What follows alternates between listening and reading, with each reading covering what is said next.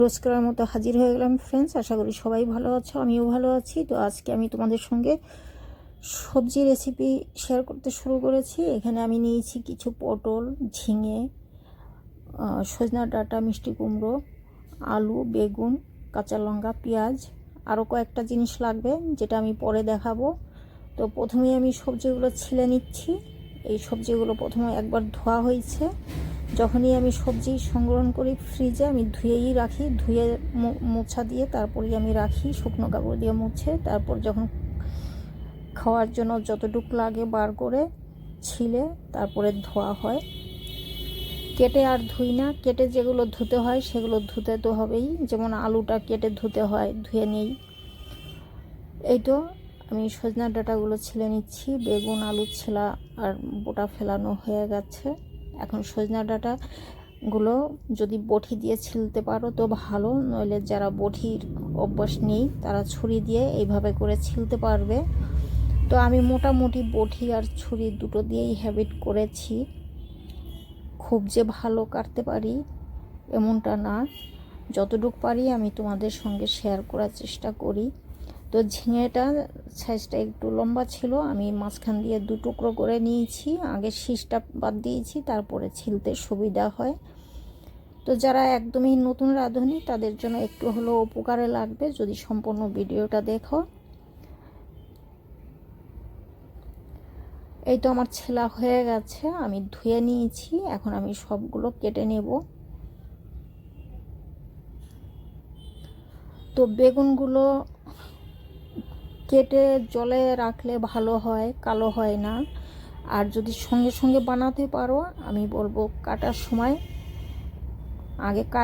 আগে ধুবে তারপরেই কাটবে, আর ওটা তাড়াতাড়ি রান্না করে নিতে হবে। আর যদি টাইম লাগে রান্না করতে তাহলে ওটা জলে ফেলবে, নাহলে কালো হয়ে যাবে।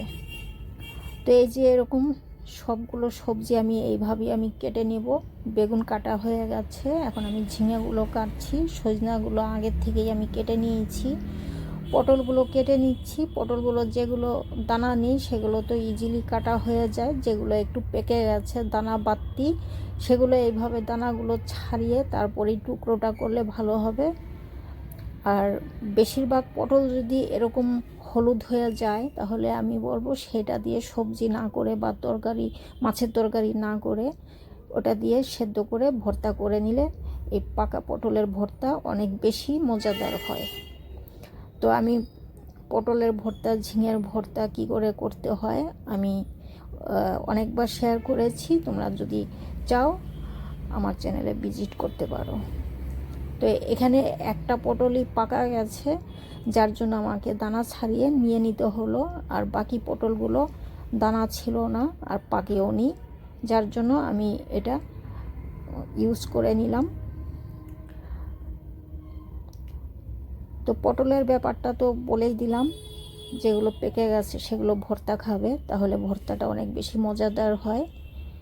আর একটা দুটো যদি পাকে কিছু করার নেই, সেটা তরকারির মধ্যে দেওয়া যেতে পারে দানা ছাড়িয়ে। এখন আমি মিষ্টি কুমড়ো কেটে নিচ্ছি। এই মিষ্টি কুমড়ো ছুরি দিয়ে একটু টাইম লাগে, একটু অসুবিধাও হয়, কারণ মিষ্টি কুমড়োর ছিলকা অনেক শক্ত থাকে, ছুরি দিয়ে কাটা খুব কঠিন হয়ে যায়। এটা বলবো বটি দিয়ে যদি ছিলাটা করতে পারো ভালো। তো আমি এইভাবে সবগুলো সবজি কেটে নিলাম। সাইজগুলো সমান রাখার চেষ্টা করেছি। সব সবজির সাইজ তো এক সমান হয় না, তাও আমি চেষ্টা করেছি সমান রাখার। সবজিগুলো আমার কাটা হয়ে গেছে। এখন আমি কাঁচা লঙ্কা কেটে নিচ্ছি। কাঁচা লঙ্কা বেশি দেব না, এই লঙ্কাগুলো একটু ঝাল আছে। এখানে আমি 2 থেকে 3টে কাঁচা লঙ্কা চিড়ে নিলাম। পেঁয়াজ কুচিয়ে নিচ্ছি। তো আমার কাটা দেখেই বুঝতে পারছো যে আমি এক্সপার্ট না, আমিও তোমাদের মতোই। তো চেষ্টা করি তাও যারা একদমই নতুন রাঁধুনি তাদের যেন অসুবিধা না হয় রান্নাঘরে ঢুকে। তো সেই চেষ্টা দিয়ে আছি। তোমরা যদি আমার ভিডিও দেখো সম্পূর্ণভাবে দেখলে বুঝতেই পারবে যে আমি তোমাদের দেখাবার জন্য পুরোভাবে লেগে পড়েছি। তো তোমরা সাবস্ক্রাইব করবে, লাইক করবে, কমেন্টস করে জানাবে কেমন লেগেছে। খারাপ হলেও জানাবে, ভালো হলেও জানাবে। যদি ভুলটা না ধরিয়ে দাও, আমি নিজের ভুল ধরতে পারবো না, একটু সুবিধা হবে তোমাদের কাছ থেকে জানলে। তো সবজি সব আমার কাটা হয়ে গেছে, আর একটু বেগুন ছিল, ওটাও আমি কুচিয়ে নিয়ে নিলাম। এখন আমি রান্নাটা করতে যাব। এই যে সবগুলো সবজি আমি এইভাবে করে কেটে নিয়েছি। তো এখানে আমি একটা কড়াই বসিয়ে দিয়েছি। প্রথম যেটা করব, আমি এখানে পাঁচফোড়ন একটু ভেজে নেব। এটা আমি পরে দেখাবো এটা দিয়ে কীভাবে আমি ইউজ করব। প্রথমে আমি পাঁচফোড়নটা ভেজে সাইডে রেখে নিব। এটা আমি পাউডার করে নিব। এতটুকু পাঁচফোড়ন তো আর মিক্সির জারে পাউডার হয় না, এটা রুটি বানাবার বেলিন ফ্রি দিয়ে এই পাউডারটা হবে ভালো, যদি এটা হালকা একটু গরম থাকা অবস্থায় এটাকে গুঁড়ো করতে চাও। আর পুরো ঠান্ডা হয়ে গেলে কিন্তু আর এটা পাউডার ভালো হবে না। তো যাই হোক, এটা আমি সাইডে রেখেছি। প্রথম আমি ভেজে তুলে নিলাম। তো এখানে আমি সর্ষের তেলই রান্না হবে, সর্ষের তেল দিয়ে দিলাম। তেলটা গরম হয়ে গেছে। সবার প্রথমে আমি আলুটা দিলাম। আলুটা একটু সেদ্ধ হতে টাইম লাগে বাকি সবজির থেকে। তো দেখে যাও শেষ পর্যন্ত ভিডিওটা, পরপর আমি সবজিগুলো দিয়ে যাব। প্রথমেই আমি আলু দিয়েছি, আর আলুগুলো আমি ভেজে আর উঠাবো না।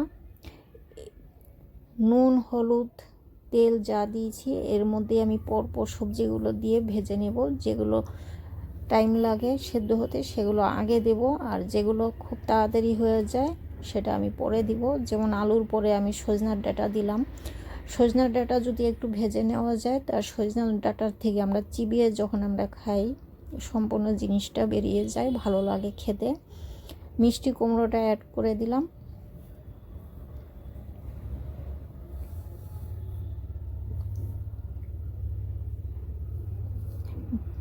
লো টু হাই ফ্লেমে ভাজতে হবে বেশি।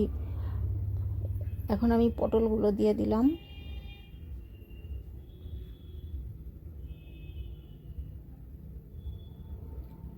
খুব বেশি ভাজার দরকার নেই, এটা আবার মশলার সঙ্গে কষাতে হবে।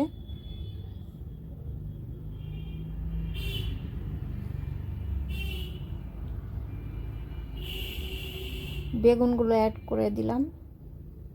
বেগুন আমি এখানে খুব বেশি নিইনি, অর্ধেকটা বেগুন নিয়েছি, কারণ এই সবজিতে বেশি বেগুন দিলে ভালো লাগবে না।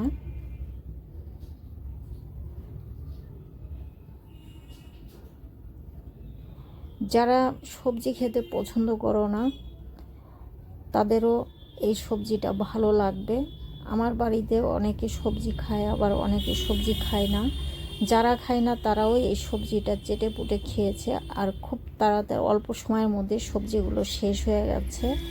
যদি একটু ধৈর্য ধরে ভালোভাবে সবজিগুলো আমরা বানাই তাহলে কিন্তু সবজি খাওয়া হয়, নইলে সবজি খাওয়া হয় না। এটা কম বেশি আমরা অনেকেই জানি, আবার অনেকেই জানি না। যারা জানি না তাদের জন্যই এটা বলছি, যে বেশিরভাগ মাছ মাংস যারা পছন্দ করে তাদের কাছে সবজিটা অপছন্দই হওয়ার কথা। তো এই যে সবগুলো সবজি আমি ভেজে নিয়েছি, এখন আমি রান্না করে নিব। কড়াইটা আমি ধুয়ে আমি আবার নতুন করে এখানে তেল নিয়ে নিলাম। পুরো রান্নাটাই সর্ষের তেলে হবে।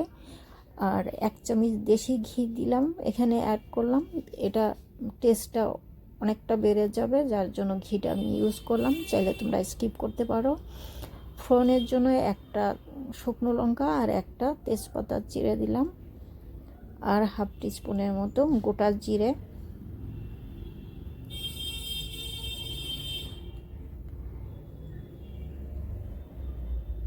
এটা 1 টুকরো দারচিনি, 2 থেকে 3টে গোলমরিচ আর লং তেলের মধ্যে একটু ভেজে নিলাম। এখন আমি পেঁয়াজ কুচি দিয়ে দিলাম।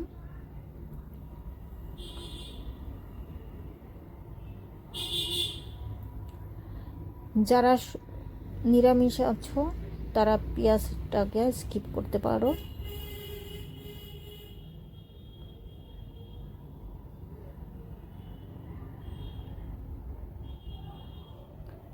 তো এই পেঁয়াজ আমি খুব বেশি লাল করব না, স্বাদ মতো নুন অ্যাড করে দিলাম।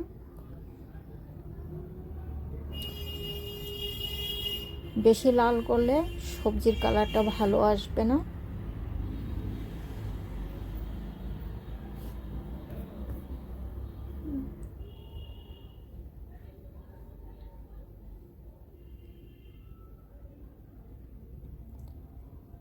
এটা আমি আদা বাটা দিলাম। চাইলে তোমরা রসুনও অ্যাড করতে পারো এখানে।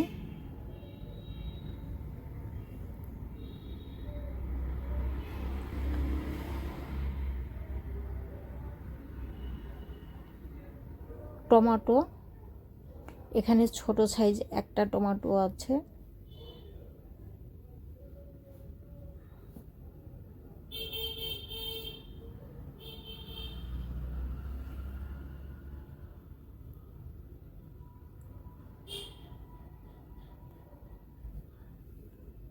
তো টমেটো ভালো মতো করে নেড়ে চেড়ে গালিয়ে নিতে হবে। এখানে হাফ চামচ হলুদের গুঁড়ো, হাফ চামচ লঙ্কার গুঁড়ো, হাফ চামচের থেকে কম জিরের গুঁড়ো, আর 1.5 চামচ ধনের গুঁড়ো।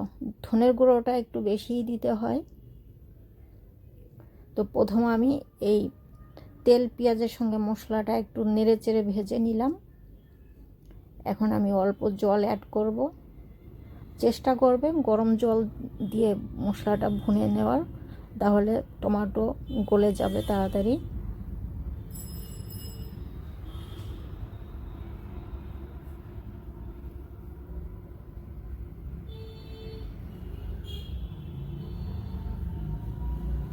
যেই বন্ধুরা সবজি খেতে পছন্দ করো তাদের জন্য আমার এই রেসিপি আজকে দেওয়া।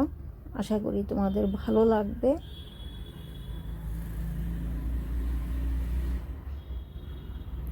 তো আমি 2 মিনিটের জন্য ঢেকে দিয়েছিলাম। 2 মিনিট পর আমি ঢাকনা খুলে আবার নেড়ে চেড়ে কষে নিচ্ছি।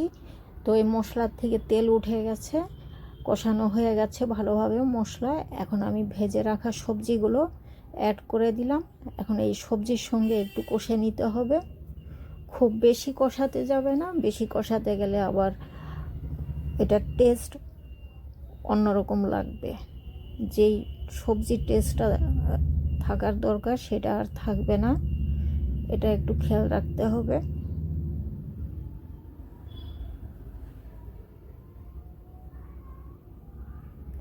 এই সবজিটা গরম পরোটা, রুটি, ভাত সব কিছুর সঙ্গে খাওয়া যায়। পরোটার সঙ্গে তো দারুণ লাগে খেতে।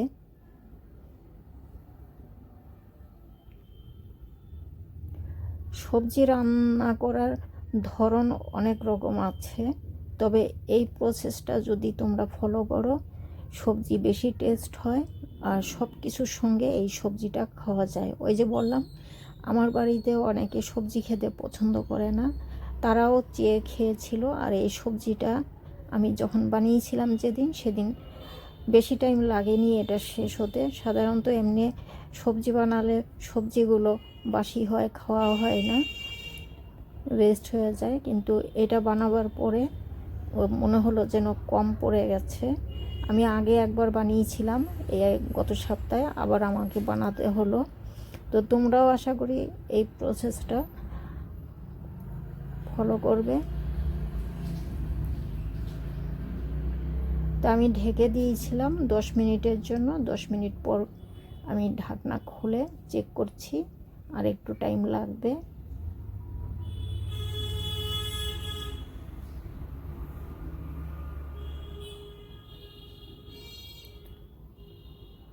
আমি আরও 5 মিনিটের জন্য ঢাকা দিলাম। 5 মিনিট পর আমি ফিরে এসেছি।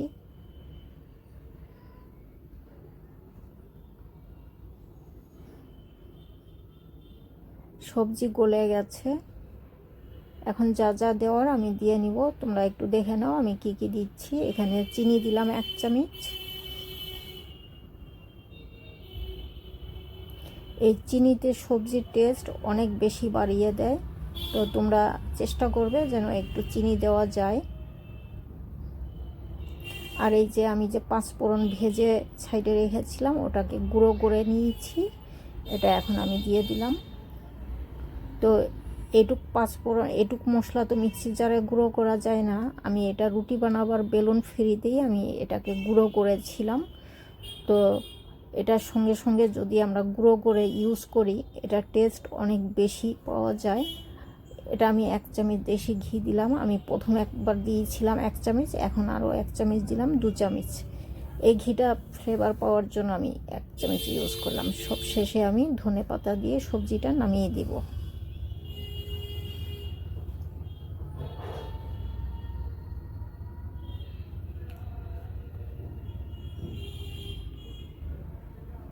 হয়ে গেছে, আমি ধনেপাতা দিয়ে নামিয়ে দিচ্ছি। আমি একবার দেখিয়ে দিচ্ছি, এরকমই মাখো মাখো রাখতে হবে, এর থেকে বেশি আর শুকাবে না, তাহলে ঠান্ডা হলে অনেকটাই ঘন হয়ে যাবে। এটা রুটি, পরোটা, ভাত, পুরি সব কিছুর সঙ্গে এই সবজিটা দারুণ লাগে খেতে। তো তোমরা ট্রাই করবে, ট্রাই না করলে বুঝতে পারবে না এটা কত মজাদার সবজি। তো আজকের মতো এখানেই, আবার দেখা।